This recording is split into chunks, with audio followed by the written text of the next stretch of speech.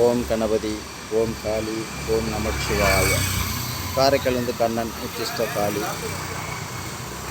அதாவது நம்ம குண்டுமணி செடி பார்த்துருப்போம், குண்டுமணி மரம் பார்த்துருப்போமா. இது வந்து காரைக்காலில் இருக்குது. மாதா கோவில் வீதி அங்கே இருக்குது.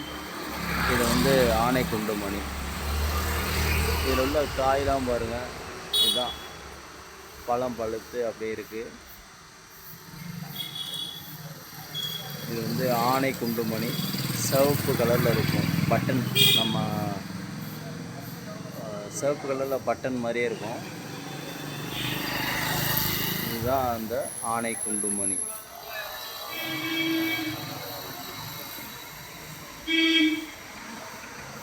இந்த சிவப்பு மணி இருந்துச்சுன்னா செல்வம் தேடி வரும் வீட்டுக்கு. இதுதான் ஆனை குண்டுமணி. மரமாக இருக்குது.